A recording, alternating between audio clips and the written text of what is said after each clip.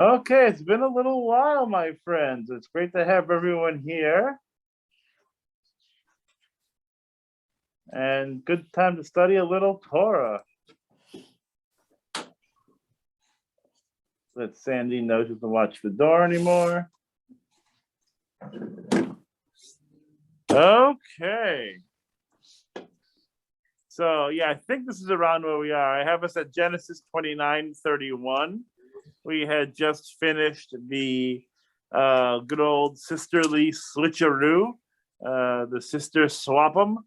And Jacob had worked in the fields twice for 7 years in order to get to marry Rachel.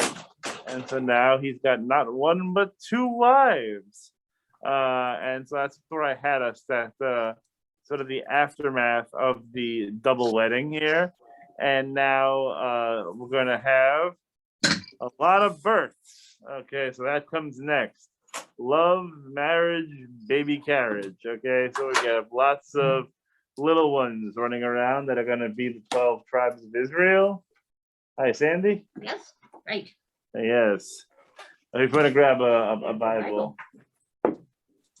Okay, so with all of that said, as a way of getting us sort of back on the same page, no pun intended, we can join together in our blessing for the study of Torah. Baruch atah Adonai Eloheinu melech haolam asher kitshanu b'mitzvotav v'tzivanu la'asok b'divrei Torah. Excellent. Okay, so Rick, you want to start us off? We were on what paragraph? I want to say 29:31. The Eternal saw that Leah. 29. So the Lord saw that Leah was unloved, and he opened her womb. But Rachel was barren. Leah conceived and bore a son, and named him Reuben, for she declared, it means, the Lord has seen my affliction. It also means, now my husband will love me.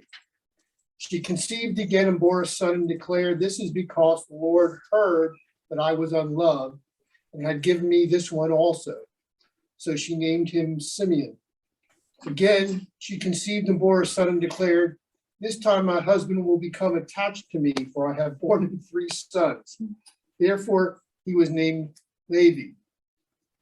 She conceived again and bore a son and declared, this time I will praise the Lord. Therefore, she named him Judah. Then she stopped bearing. Okay, so right off the bat, a few verses in, we got not 1, not 2, not 3, but 4 children. Again, get out the bagels and the schmear and the lox. White fish salad for everybody. We're going to have a good time. We're going to have a party. Someone passed the Schlivovitz.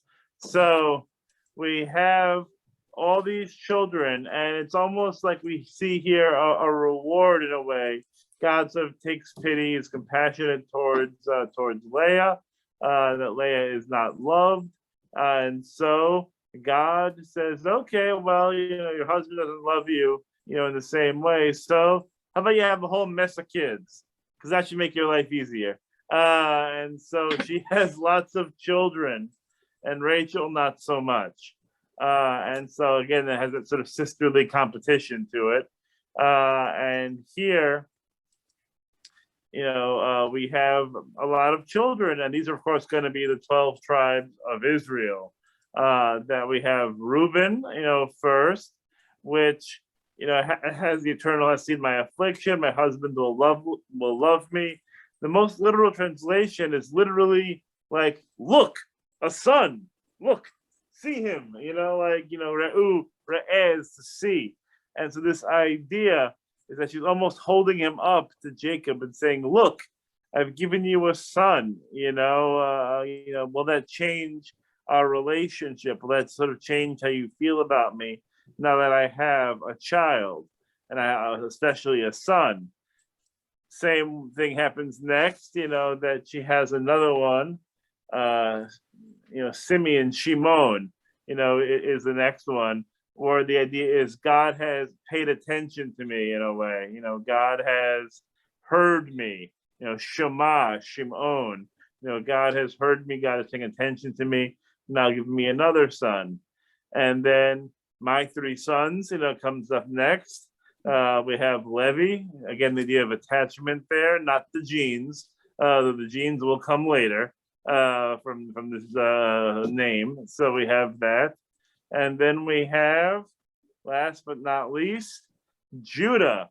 But we're going to get, of course, Judaism. That's going to be one of the most powerful, strongest tribes, is going to be from the line of Judah. Also, as I like to mention, for those who remember my bulletin article, I'm sure it's a barn burner from months ago, but in my bulletin article a couple months ago, I did mention in this, verse over here, it's the first time anyone in the Torah gives thanks, sort of praises God in this way. And so Leah is the first one to show thanksgiving. So she thanks God and names the fourth son, Judah. We are the people of thanks, Judaism. We are the ones who give thanks, who give praise, who are thankful. So we are people of gratitude. It's a nice idea here. And so she has 4 kids. Unfortunately, this doesn't really change, as we know, her relationship with Jacob. And if anything, it makes Jacob's life a little harder. As we're going to see in a moment, Rachel is not amused by all of this begetting, because there's a lot of begetting going on, and a lot of children are being born. Any questions so far? Yes, things haven't changed much. Still, in society, you'll have women decide they'll have a child so her husband will love her. We still have that theme. Yeah, that comes around the idea of like a child saving a relationship. I'm not sure what the stats are on it, but I'm pretty sure it's not great, is my understanding. I wouldn't put a lot of money on that one, on that idea. But yes, that the idea of, okay, let's have a kid, maybe that'll solve our problems. Yeah, no, I don't think that works so often, but yes. And certainly, again, this idea of being fruitful and multiplying, Jacob certainly did not have any problem with that idea. He wanted to be very fruitful, and there was a lot of multiplying going on. So this happens, right? And for an unloved wife, she's certainly having some time with Jacob, and so we're having all these kids. And now Rachel's looking at this going, wait a minute, this ain't great. So Sandy, you want to pick up there 30 verse 1? Sure. When Rachel saw that she had borne Jacob no children, she became envious of her sister. And Rachel said to Jacob, "Give me children or I shall die." Jacob was incensed at Rachel and said, "Can I take the place of God who has denied you fruit of your womb?" She said, "Here is my maid Bilhah.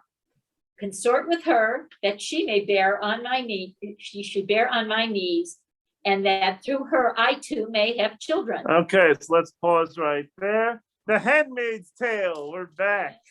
We're right here for the Handmaid's Tale. Rachel's, again, as I said, not happy with the whole situation. I like that first sentence because it's like she's surprised. She saw she had no children, as if she couldn't figure this out. She then, goes to Jacob and says, "What the heck? Maybe you want to remedy the situation here. Spend a little time in my tent and not hers, but wasn't working for whatever reason. And she's upset.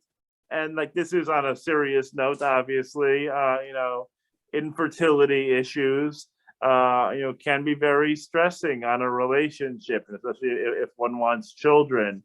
And so one can understand perhaps Rachel's depth of emotion and sort of sorrow is that she wants to have children. It's important for her, to be a mom, and she wants to have kids, and it's not happening for her.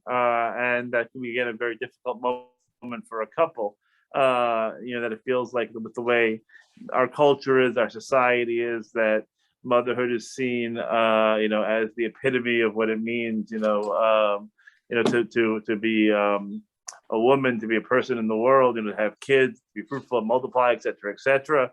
and so she's upset. She wants the kids, and it pains her so much that it's like, if this doesn't happen, my life doesn't have any value or meaning. That why am I even here? I should just sort of pass on if I can't have kids.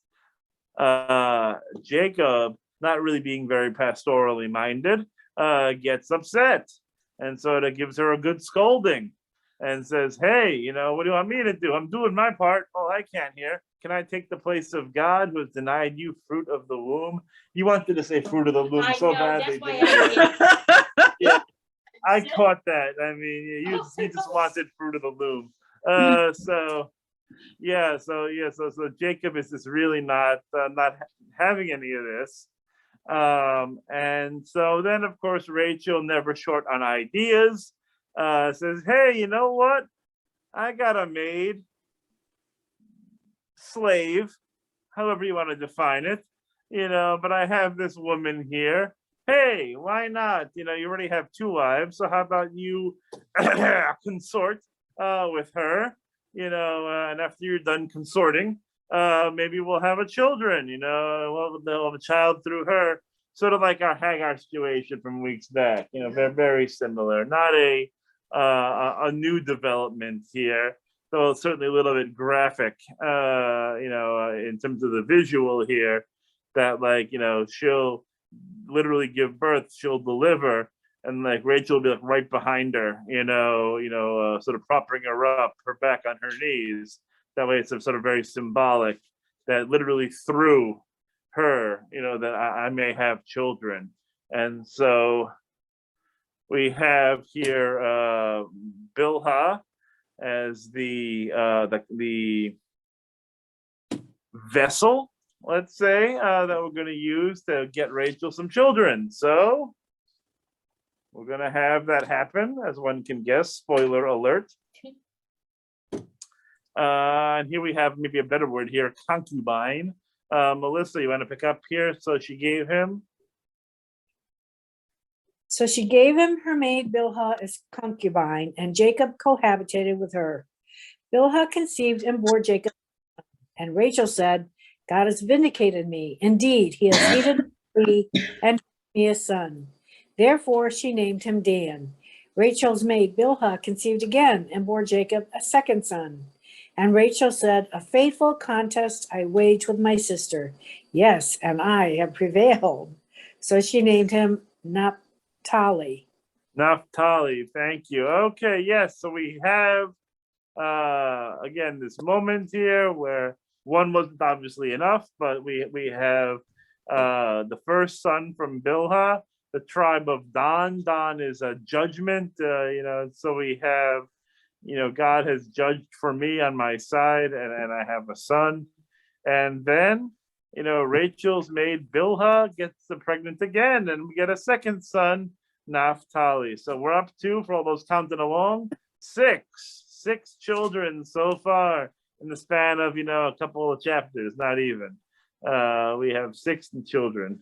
Why is she suggesting she prevailed? I think she might. So the question was, why did she think she prevailed?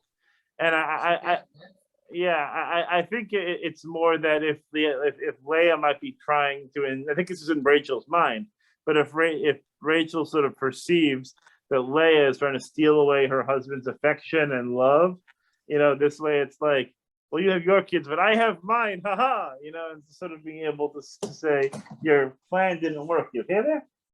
It's Manny, and I looked at Manny. And so this idea, I think that that she feels that somehow this is going to protect her in a way, perhaps from losing her husband's affection. Now that she has these 2 kids through her maid, and so that's why she feels that she's maybe successful. But you're right, it's a little competitive, but I guess that's why you don't marry sisters, because it doesn't really end well. I don't marry sisters, I know my wife's sisters. Yeah, exactly. So it doesn't end well, which is why later on in the Torah we actually get a rule that says you can't marry sisters. So we have it here, and it's obviously a delicate situation. Then you add a couple of concubines to it, and I don't know. I think Jacob's pretty tired during the day, is all I'm saying. So it's got a lot of responsibilities. So okay, and so now that this happened, so we're at 4-2, so to speak, and Leah is no longer bearing children. Tyler, do you want to read there a little bit? When Leah saw that she had stopped bearing, she took her maid Zilpah and gave her to Jacob as concubine. And when Leah's mind Zilpah bore Jacob a son, Leah said, "What luck!" So she named him Gad. When Leah's maid Zilpah bore Jacob a second son, Leah declared, "What fortune," meaning, "Women will deem me fortunate." So she named him Asher. Once Okay, yeah. So now we got 2 more, by the way, now through Zilpah. So again, keeping score, it's 6-2. Leah and concubine versus Rachel and concubine. We're at 6 sons for one side of the equation, and Rachel still got the 2 boys. Now we're up to 8 sons. So we know one thing: Jacob knows how to make boys. So we have that. It's a man household, a boy baby household. They're all boy moms.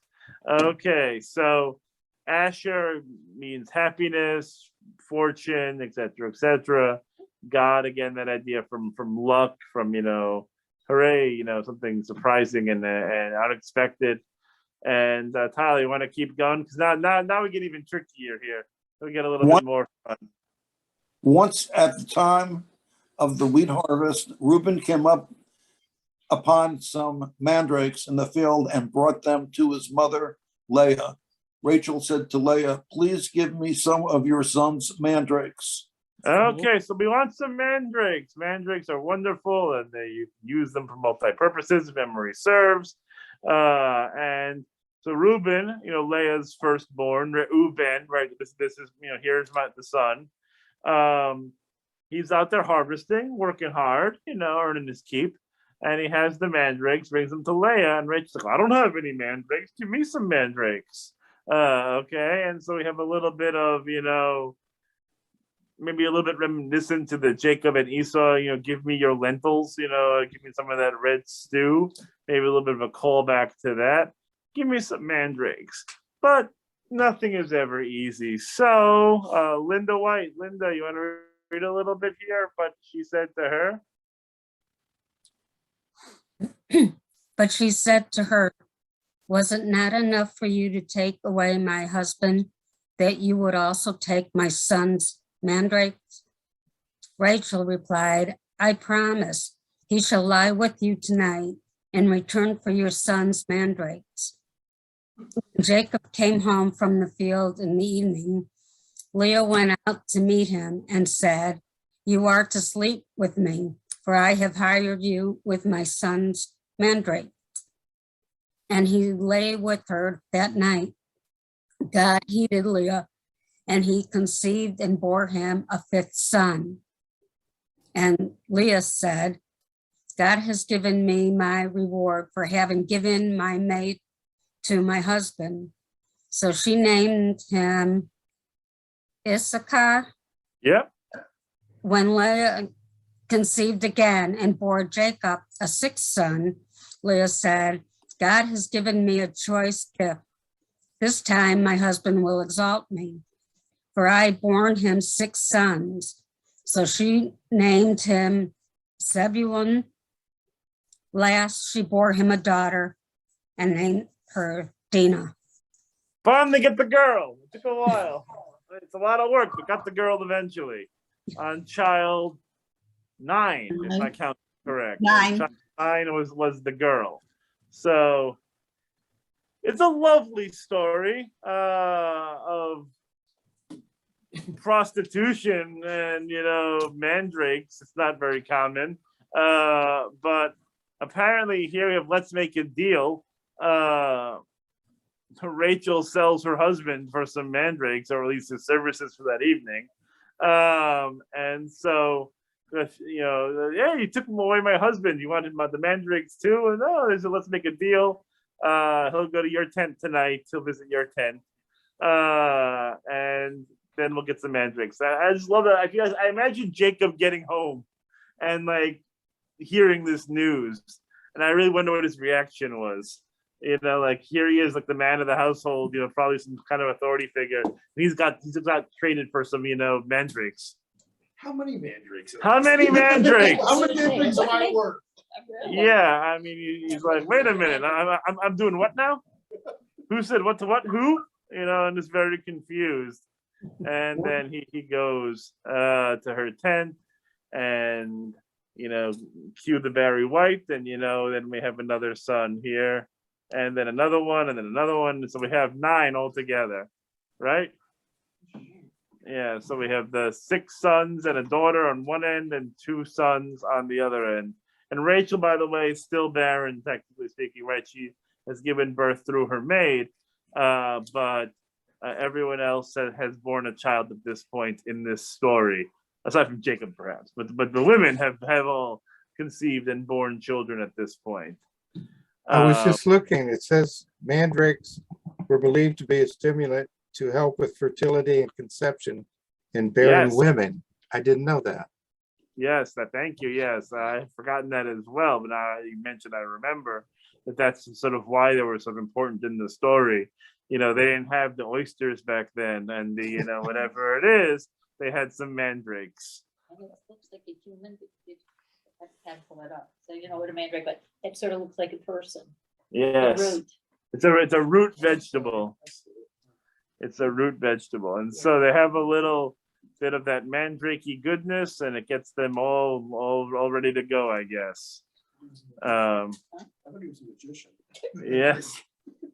Well, I was thinking, like, maybe Jacob needed a little extra help. He has 4 women here, so it's like it was maybe some pharmaceutical help from the mandrakes. So, okay.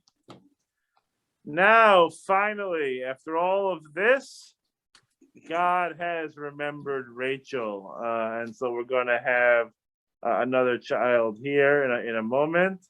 David, are you able to read a little bit for us?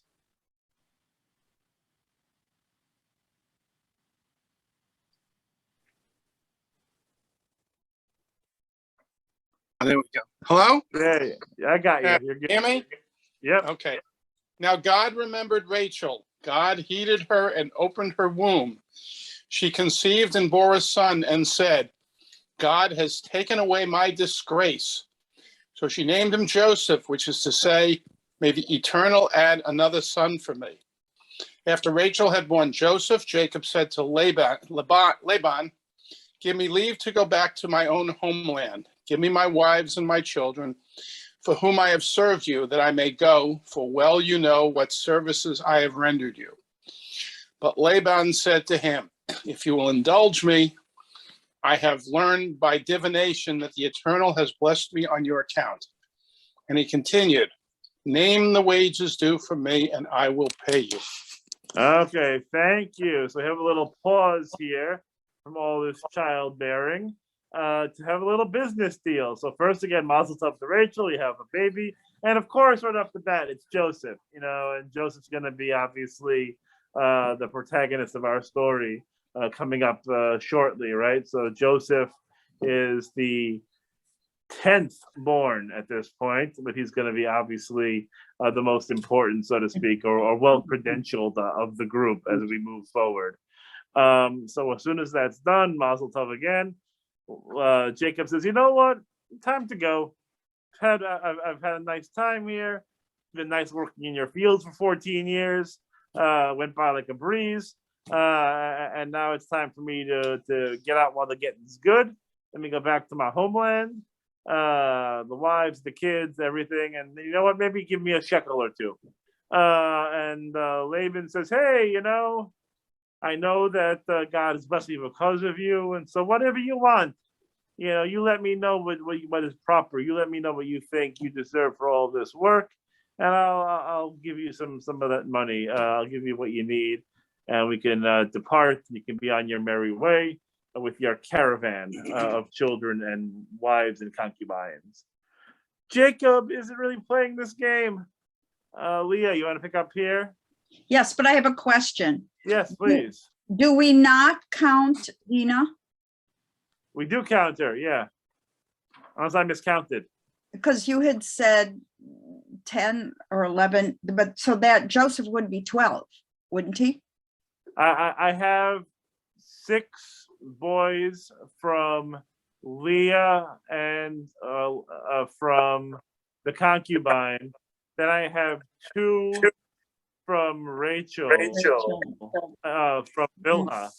And then I have 1 girl on the other side of it, which was 7. And then Joseph being 10. And I have 7 to 3 as my scoreboard right now. Are we not counting Gad and Asher? I'm saying, yeah, I have to maybe recount, but that's what I sort of had at that point, that it was Reuben, Simeon, Levi, Judah, Dan, Naphtali, Gad, Asher, Issachar, Zebulun, sounds like, yeah. Dinah, and Joseph. Oh my goodness, all those. So yeah, he'd be 12 then. Yes, thank you. Yes, that is a lot of kids. Lot of kids. And they don't count the daughter. Yeah, and the daughter's there. Thank you. Yes, I did miscount. Okay, let's go ahead. Okay, but he said, you know well how I have served you and how your livestock has fared with me. For the little you had before I came has grown too much. Since the Eternal has blessed you wherever I turned, and now when shall I make provision for my own household? So again, not playing the game, right? And so you tell me what you think you're worth. No, you tell me what you think I'm worth. You know, it's sort of like going back. No one wants to throw out the first number in this, what could be a tricky negotiation. You want to give me a little bit more? Okay, he said, what shall I pay you? And Jacob said, pay me nothing. If you will do this thing for me, I will again pasture and keep your flocks. Let me pass through your whole flock today, removing from there every speckled and spotted animal, every dark colored sheep, and every spotted and speckled goat. Such shall be my wages. In the future, when you go over my wages, let my honesty toward you testify for me. If there are among my goats any that are not speckled or spotted, or any sheep that are not dark colored, they got there by theft. And Laban said, very well, let it be as you say. Okay, so we have a little negotiation here. He's like, you know what? I made your herds increase, so your flocks and your herds. So let me just take a little stroll through the pastures here. And anyone that is, you know, speckled and spotted, dark colored, etc., that'll be mine. And the other ones will be yours. Easy enough. And if you see one in my flock that is not, you know, the way I just said, then you know that I'm dishonest and I stole from you. That way, you know, it just makes it easier. Let's divide, you know, by the system. That way we just visually can sort of see, you know, who belongs where in terms of the flocks and the herds. Okay, why not?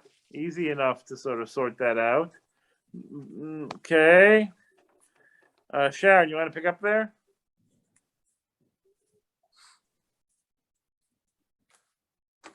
You got to unmute. There you go. Am I good? Yes. You're good. But that same day he removed the streaked and spotted he-goats and all the speckled and spotted she-goats, every one that had white on it, and all the dark-colored sheep, and left them in the charge of his sons.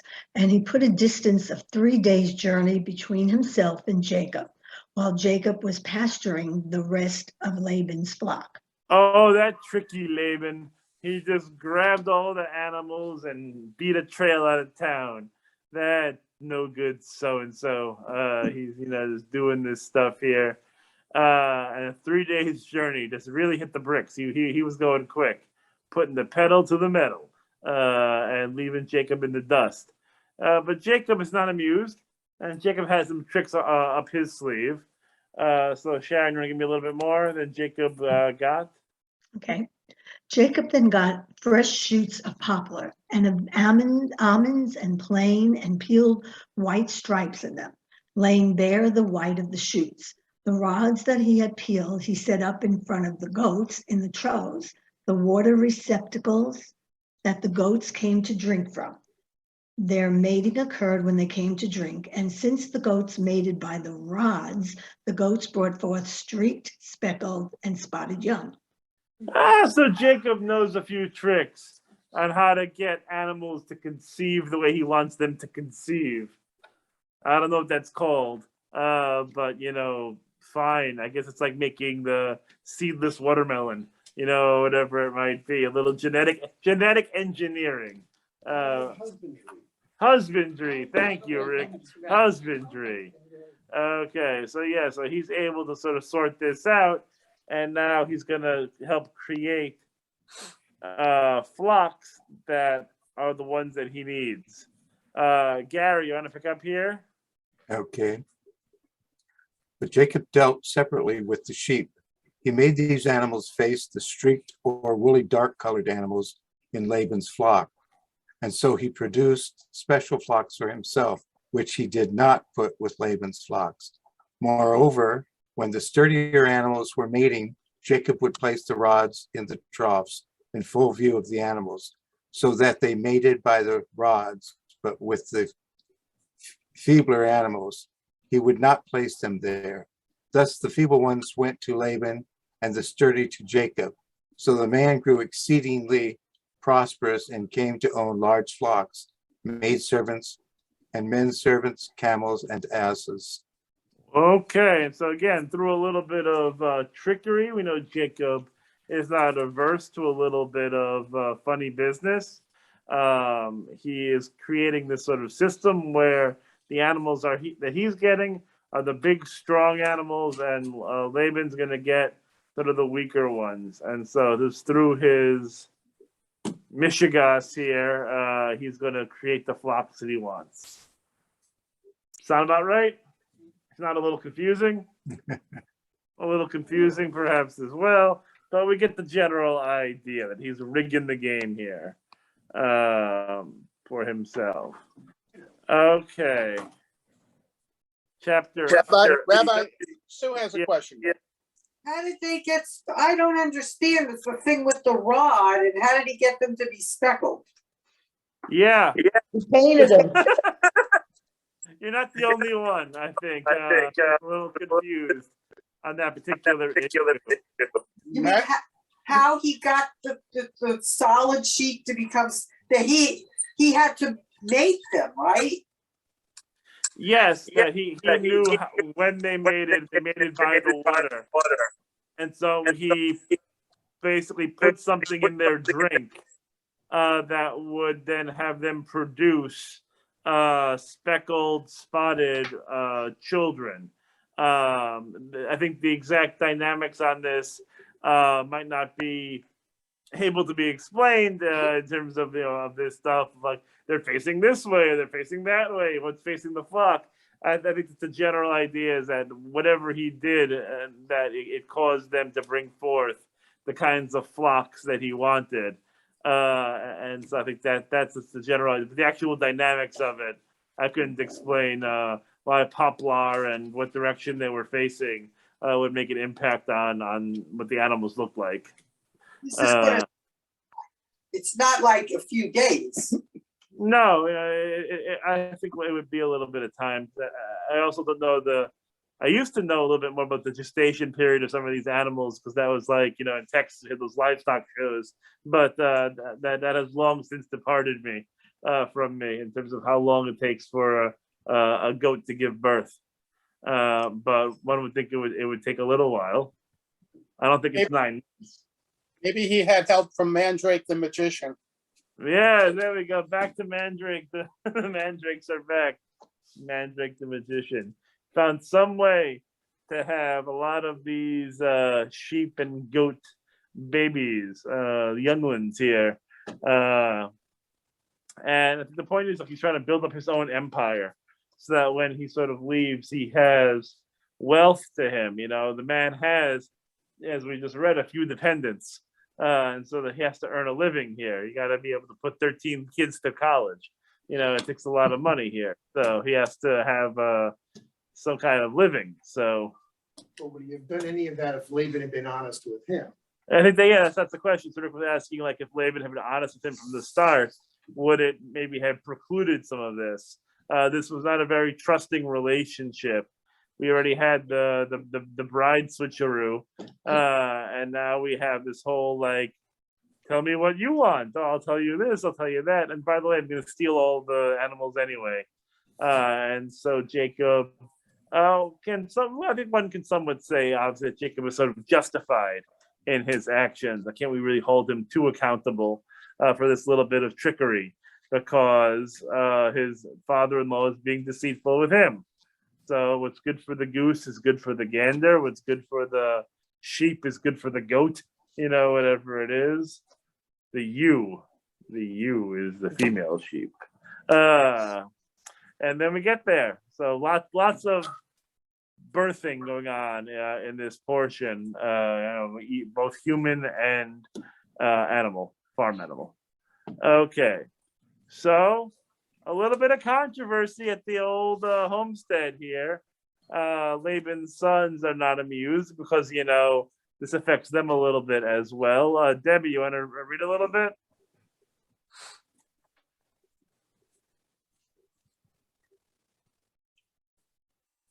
Chapter 31. Now he heard the things that Laban's sons were saying. Jacob has taken all that was our father's, and from that which was our father's, he has built up all this wealth. Jacob also saw that Laban's manner toward him was not as it had been in the past. Then the Eternal said to Jacob, return to the land of your fathers where you were born, and I will be with you. Jacob had Rachel and Leah called to the field where his flock was, and said to them, I see that your father's manner toward me is not as it had been in the past, but the God of my father has been with me. As you know, I have served your father with all my might, but your father has cheated me, changing my wages time and again. God, however, would not let him do me harm. If he said thus, the speckled shall be your wages, then all the flocks would drop speckled young. And if he had said thus, the streak shall be your wages, then all the flocks would drop streaked young. God has taken away your father's livestock and given it to me. Okay, and so, Jacob trying to let his wives know what the score is here. And the idea of being like, look, he's trying to cheat me. In-laws are tough, but trying to cheat me. And, I also like the fact that he noticed that somehow Laban wasn't that warm and fuzzy towards him after all this thing went down. So maybe a little bit of bad blood. Hey, I'm not being invited for Sunday brunch anymore. Like, that's not happening. So, maybe, he's looking at me with a little bit malicious intent. Maybe it's just about that time to pack it up. It's time to sort of put a little bit of gone in between us. And so he's saying, hey, let's get our stuff together and start out on our merry way. And so he's going to explain a little bit more about the mating, of the goats and the whole thing. A lot of this husbandry here going on. Bob, you want to give a little bit of a read, Bob? Bob, can you hear me? A little tough with my mask on, I think, for Bob. Okay. And Karen, are you there? Yes, I'm here. You want to read a little bit? Sure. Once, more Michigas here, right? Once Yeah. at the mating time of the flocks, I had a dream in which I saw that the he-goats mating with the flock were streaked, speckled, and mottled.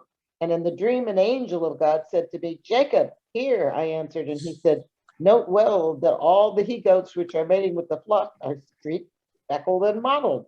For I have noted all that Laban has been doing to you. I am the God of Bethel, where you anointed a pillar and where you made a vow to me. Now arise and leave this land and return to your native land. Thank you so much. It's never a good sign when you're dreaming about he-goats mating, but that's okay. We can forgive him. Maybe he's overworked and tired, but he has this dream. The the angel there is telling him, basically going back to the earlier question. It's like, well, how did all this come to be? He's saying, well, it was a dream, and that God basically told him how to create this circumstance of creating these flocks, basically giving him the way to do it. Okay, Karen, give me a little more. Sure.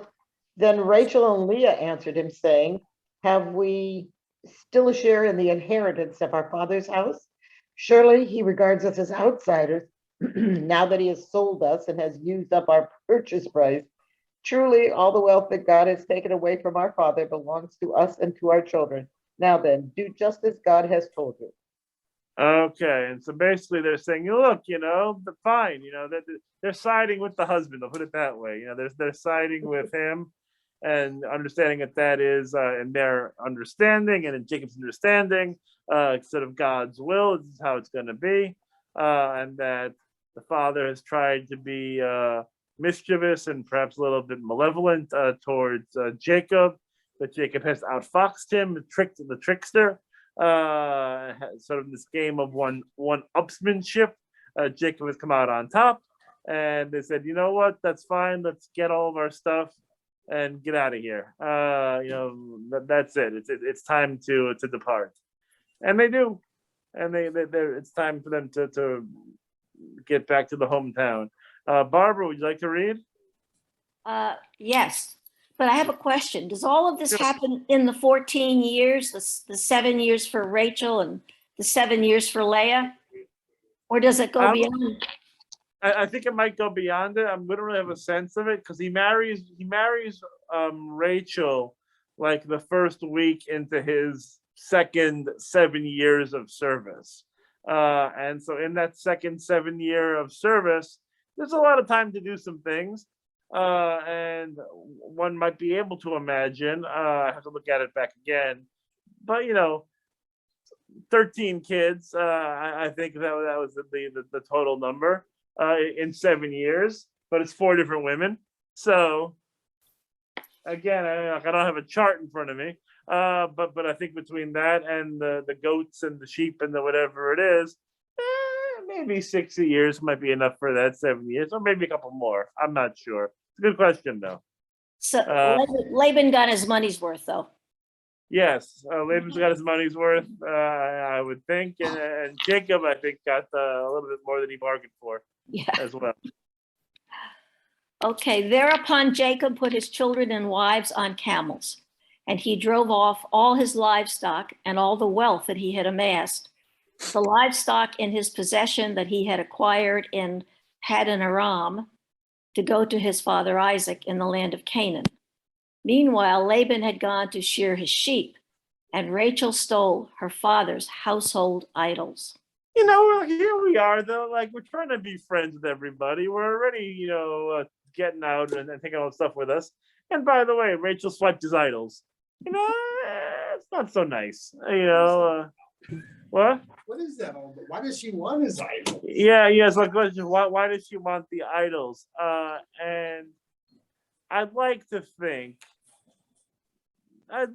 that maybe she was trying to tell him, hey, maybe these idols, it's not a great thing, and trying to, save his soul a little bit, exactly. She's doing a little proselytizing, of her own, trying to get rid of these idols. Another not so generous interpretation was it was a final little how do you like me now moment from Rachel, sort of doing something a little bit mean-spirited and mischievous, just because dear old dad wasn't acting right, and so it might have been a little bit of a little elbow nudge, a little bit of however you want to call it, a little bit of an extra jab, perhaps, to her father, that she's taking the idols with her. But it does, create a little bit of a problem. Jacob, kept Laban the Aramean in the dark, not telling him that he was fleeing. So he's sort of leaving like a thief in the night here. Soon he was across the Euphrates, heading towards the hill country of Gilead, back to the Handmaid's Tale. Uh, on the third day, Laban was told that Jacob had fled. Didn't notice. You think you'd notice, but you missed breakfast 2 days in a row. So he took his kinsman with him and pursued him a distance of 7 days. Got a schlep, catching up with him in the hill country of Gilead. Blessed be the fruit. But God appeared to Laban, the Aramean, in a dream by night, and said to him, beware of attempting anything with Jacob, good or bad. So God's sort of getting in the mix here again and say, hey, Laban, cool your jets, slow your roll here, because you can catch up with him, but you got to be nice. You're going to mess with him, it's going to be a problem. And so Laban finally gets up to him, overtakes him, pitches his tent on the height, on the top, because that's what you do, so you can look down upon things. That's easier to be safe and protected. If you're higher up, it's good to have the land advantage, the height advantage. And Laban with his kinsmen camped on the hill country, so the lower part of it.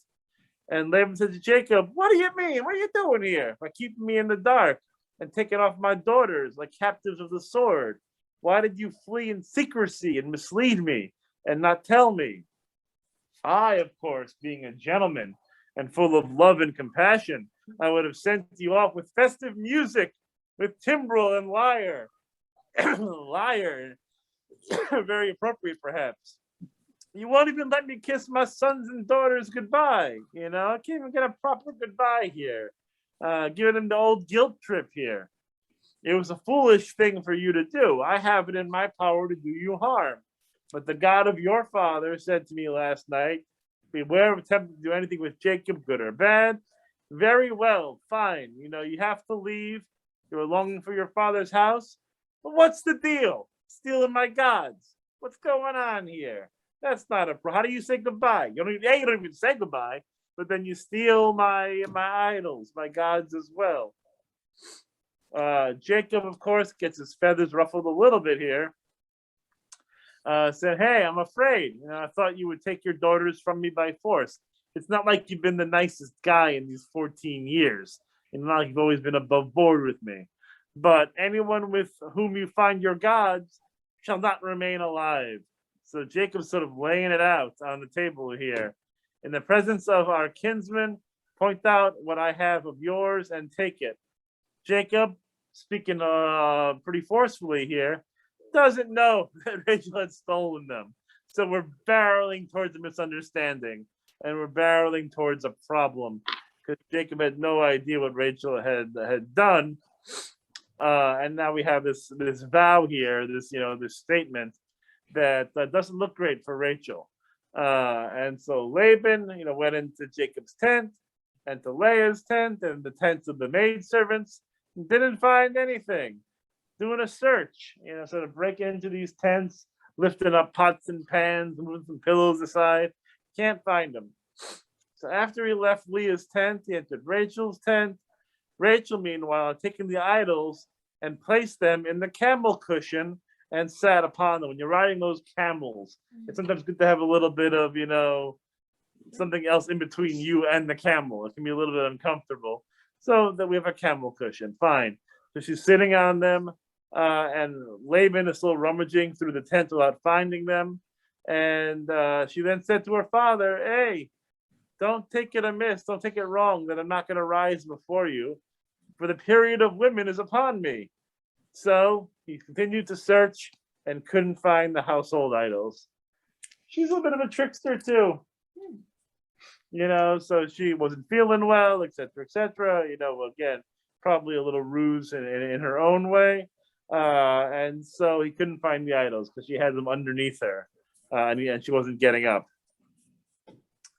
So came up empty on this little trip here, this little detective journey. And now that he's found nothing, Jacob's a little ticked off. Jacob got his dander up, becomes incensed, took up his grievance with Laban. Jacob spoke up and said to Laban, what is my crime? What is my guilt that you should pursue me like a thief in the night? You rummaged through all my stuff, and where have you found any of your household objects? You got nothing. Set it here before my kinsmen and yours. Let them decide between us two. And of course, Laban has nothing. Now Jacob's really laying it on. These 20 years are spent in your service. 20 years. There we answer the question. A little bit more time, right? 20 years I spent in your service. Your ewes and she-goats never miscarried. Okay? Nor did I feast on rams from your flock. Delicious. A little ram, charbroiled, I guess. Again, big steak. That which was torn by beasts I never brought to you because, gross, when you have sort of these like things that have been picked over already and, old germy and disgusting. I made myself good. I myself made good the loss. You exacted it of me, whether snatched by day or by night. So if one of the sheep, one of the goats went missing, he'd pay for it out of pocket, which is very nice. Often, again, it's like the Jewish guilt. Often scorching heat ravaged me by day and frost by night. I had to walk to school uphill both ways. And I killed a bear with my trapper keeper. And sleep fled from my eyes. The 20 years I spent in your household, I served you 14 years. There we go. Here we have it now. 14 years for your 2 daughters and 6 years for your flocks. And you messed around my wages time and again. Had not God of my father, the God of Abraham, and the fear of Isaac had been with me, you would have sent me away empty-handed. But God took notice of my plight and the toil of my hands, and God gave me judgment last night. Okay. A little rant from Jacob. 20 years, a lot of years. It's a lot of years. So one would think he's entitled to some back pay. And he sorted it out. But you see these themes of a lack of trust, a lack of transparency sort of between family members, in-laws.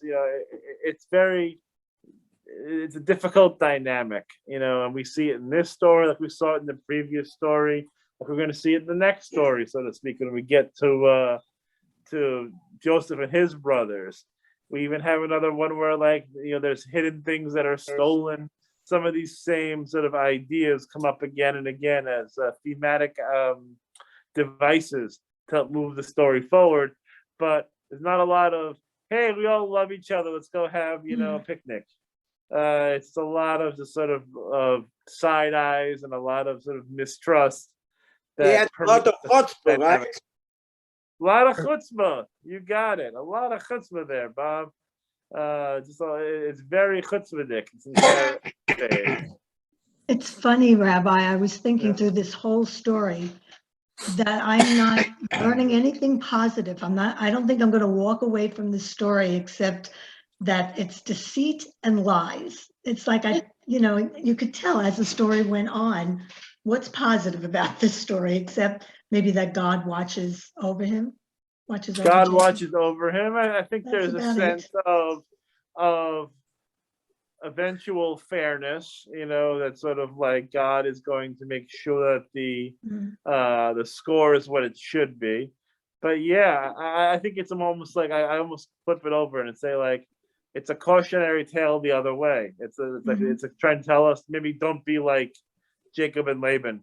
Don't be like these folks in our relationships, because it's not healthy and it's not great. People always wind up with feelings hurt and feeling aggrieved when there's that lack of trust, lack of transparency, lack of treating each other well. But like this is all a lot of like gamesmanship and a lot of mistrust and a lot of just sort of feeling like you can't work with somebody, in a certain way. You can't, you're not trusting them to do the right thing, by you, and that's not a very happy way to live.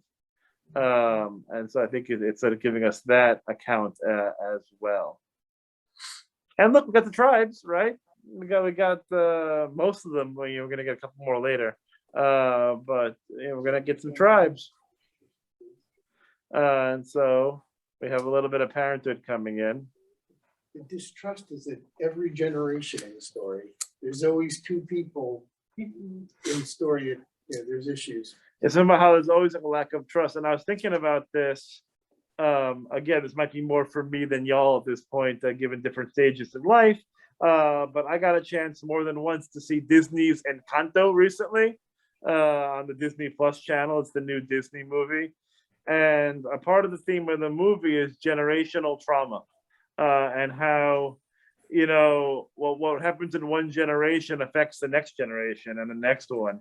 And so when there's all this in this biblical story about deceit and mistrust and about, not being able to work well to each other, it affects the relationships of the children, the grandchildren.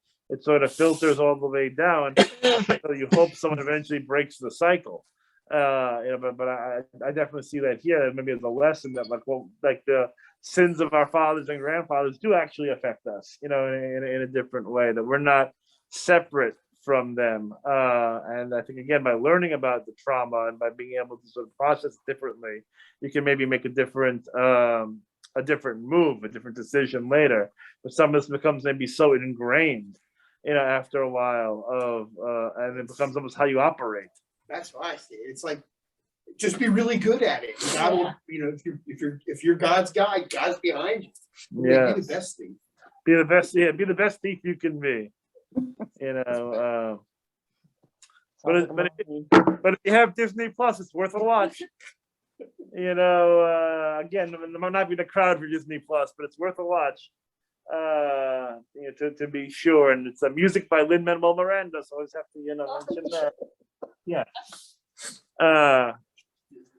And so yes. Okay, so all of that said, it is now 8:02, 8:01, which means that it's time to depart. Again, a pleasure, everybody. Those who are sticking around for Adult B'nai Mitzvah, that's what we have next. It's great to be here with everybody on Zoom, and everyone who's here. So. Was it